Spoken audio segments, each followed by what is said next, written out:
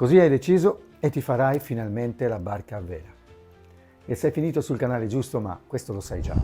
Così oggi vedremo le migliori 5 barche a vela moderne, quindi con la poppa allargata, per poter navigare in solitaria, quindi non troppo grandi e a una cifra che rimanga abbastanza contenuta. Sei pronto? Cruising down the highway, windows down low. Sunset paints the sky in a fiery glow. Mountains rise up, touching clouds above. Valleys below, filled with whispers of love. On this road, every seed's a delight. Chi segue il mio canale sa che la misura perfetta per me è una barca che possa rimanere un natante. Il mio pubblico non è un pubblico di esperti, ma è un pubblico di appassionati. Molti di loro quindi non hanno ancora la patente nautica, ma anche se hanno la patente cercano una barca che rimanga ancora un natante. Quindi oggi vedremo dei bellissimi natanti a vela, ma non solo. Ve ne metterò anche una per chi invece vuole varcare quella soglia e avere qualcosa in più. Aspettate un attimo. Parlando di comfort e prestazioni, io vi farò vedere delle barche che sono perfettamente in equilibrio tra il comfort, la crociera e le prestazioni. Ma iniziamo con qualcosa di speciale. Lei è del mio colore preferito, verde mare ovviamente, ed è della mia misura preferita, 29 piedi. È stata costruita molto vicino a casa mia, a Salisburgo, in Austria, da un cantiere che in merito a costruzioni ha grande lustro. Signori, lei è la Sunbeam 29.1. Cos'ha di particolare questa barca? Perché piace così tanto a Giorgio? Innanzitutto voi conoscete i miei gusti, sapete che amo le barche classiche e lei è il perfetto equilibrio tra barca a vela classica e barca a vela moderna. Non è esagerata come larghezza perché ha un baglio di 2,50 m, non è esagerata come lunghezza, la poppa non è così piatta e larga da sembrare un catamarano ed è semplicemente bella, ma la sua grande particolarità è la sostenibilità. Partiamo dalla chiglia basculante con impianto idraulico. 1,85 m di pescaggio massimo, 85 cm di pescaggio minimo. Ed è una misura davvero contenuta, ragazzi. Con lei potrete per esempio prendere un posto barca nella laguna di Venezia. Con un pescaggio di 85 cm la metterete ovunque, così da risparmiare sul posto barca anche il 300%, ragazzi.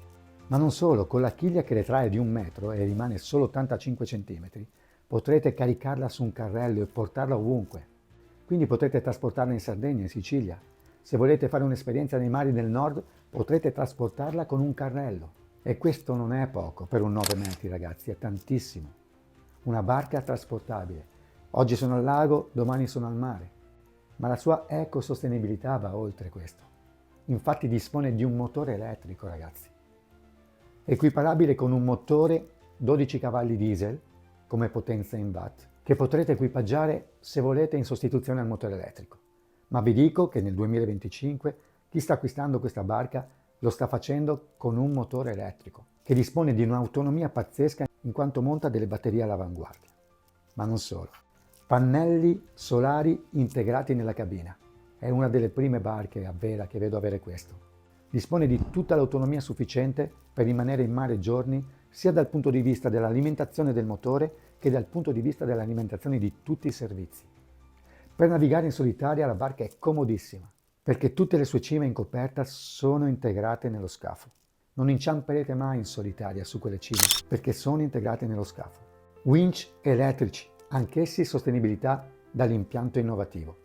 Un'altra grande particolarità è che si può avere con una cucina integrabile anche a posteriori, quindi personalizzabile, sia al primo che al secondo acquisto. La voglio con la cucina, la voglio senza cucina. Voglio la cucina messa in quel punto con quelle disposizioni. Gli interni di questa barca sono completamente personalizzabili e non è assolutamente poco. Il tech in coperta è sostenibile.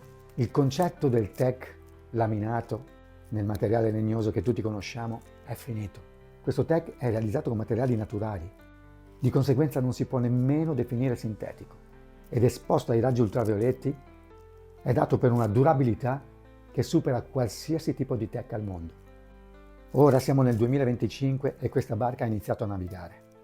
Io la definirei la KTM del mare. Qualità, bellezza, performance e comfort.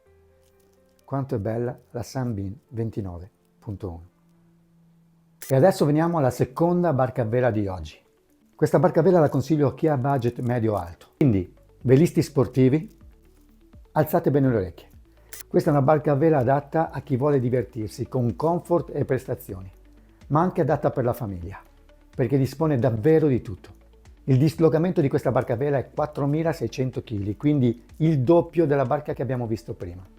Non sarà trasportabile col carrello, però attenzione, non ha la chiglia reclinabile, però lei dispone di due versioni, quindi la potrete trovare nella chiglia a pescaggio profondo e nella chiglia a pescaggio ridotto. Dipende dove userete questa barca.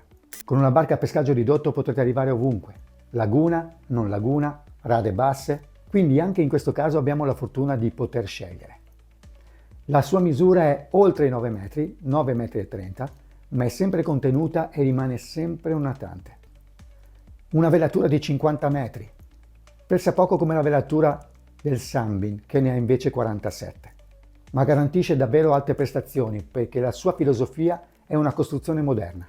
Quindi chiglia piatta, poppa aperta, timone comandato da 2 ruote e 2 pale in acqua.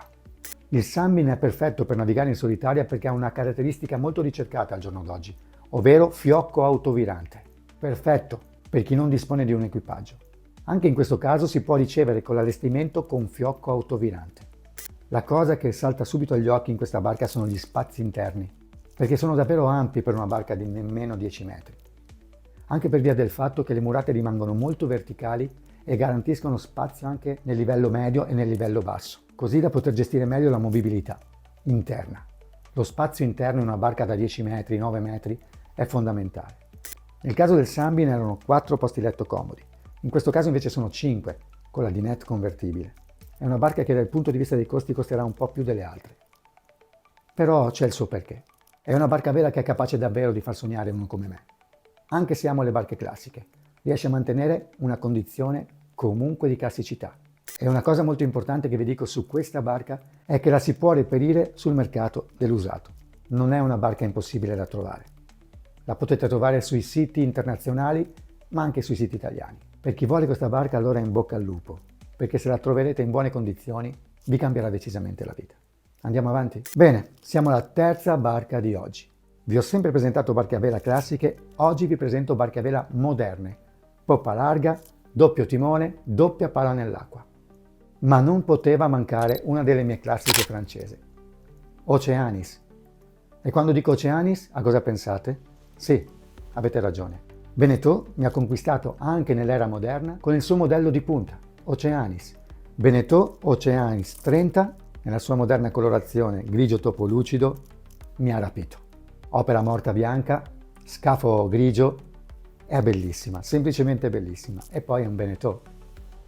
Di questa barca c'è poco da dire. Riporta tutte le caratteristiche dei Beneteau classici che vi ho presentato fino ad ora, però con un upgrade totale. Quindi, prua a coltello verticale, murate verticali, murate alte e verticali. Beneteau si adatta alla modernità, apre la poppa, monta il doppio timone, aumenta gli spazi interni, nasconde le sue cime integrate nello scafo, mantenendo comunque le sue caratteristiche di versatilità, di velocità e di comfort. Lei è semplicemente bellissima. Per quanto riguarda lo scafo, appiattisce lo scafo, aumenterà la velocità in bolina. Saranno barche sbattenti, ma la velocità e la modernità esige questo. Quando parlo di barche sbattenti, le barche a fondo piatto sbattono un pochettino di più in bolina rispetto alle altre barche. Adesso integrano tutti un buon presso che ti permette di montare ampissime vele di prua ed aumentare ancora le prestazioni, soprattutto per chi vuole fare del race cruising, quindi crociere ma anche regate. Se voglio fare la chioggiolana e mi presento con questa barca, ho buone possibilità che arriverò ben piazzato, ma soprattutto lo spirito di chi fa regate non è quello di vincere, anche se alla fine siamo tutti molto competitivi, ma è quello di divertirci al massimo. Presentarti una regata con una barca del genere non è poco. Quindi lei è un Beneteau, è un Oceanis. Credo non ci sia più nient'altro da dire. Il suo biglietto da visita parla veramente chiaro. E adesso vi porto al Salone di Genova. Andiamo su un'imbarcazione. Andiamo su una barca che richiede patente ed esperienza.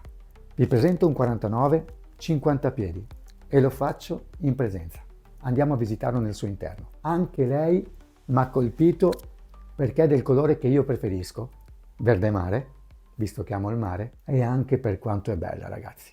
Barchetta bruttina, questa è proprio bruttina, questa è la cuccia di poppa, guarda il letto matrimoniale a poppa, il letto matrimoniale, tu la sera sei già innamorata, e questo è il salotto con tavolo abbattibile anche qua al centro, e andiamo a vedere la cuccia di prua, la cuccetta di prua con le finestre, non vi dico il profumo che c'è qua dentro.